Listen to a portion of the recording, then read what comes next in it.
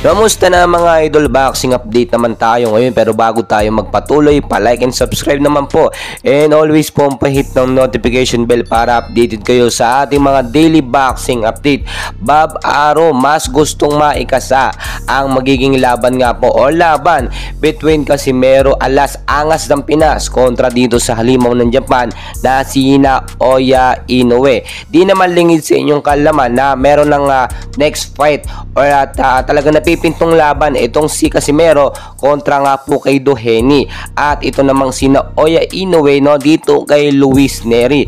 Pero syempre alam nyo, yung laban na ito binatansya pa ni Bob Arum kung magpipit or makiklik po sa mga audience. Ngayon po kasi high demand talaga na gustong maikasa yung laban ni Casimero Cuadro Alas at Naoya Inoue. Bakit po?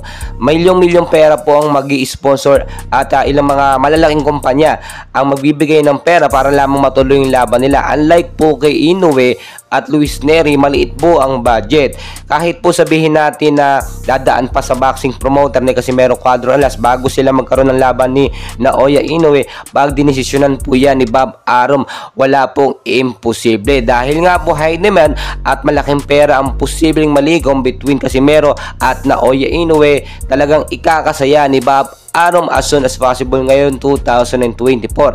At sa side naman po ni Casimero Cuadro Alas Angas ng Pinas, sinisigurado niya po na walang magiging bentang laban at ibubuhos niya po ang kanyang lahat ng lakas. Kaya ito yung sinasabi natin, kapag ka nakatikim ng bugbog ito si Casimero kay Naoya Inoue, asahan niya may balik ito na matindi at baka na knock out pa ni Casimero.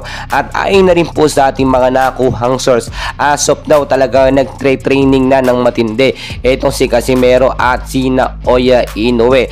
Kung sakasakali man po makancel yung laban ni Casimero kay Doheny, ay posibleng si Naoya Inoue ang kanyang makalaban, at si Naoya Inoue naman kay Luis Nery, alam naman natin si Luis Nery nagdedepende lang yan sa kanyang boxing promoter. Pero kapag walang budget at walang sponsor na malaking pera para sa kanilang laban, ay posible po yung makancel anytime.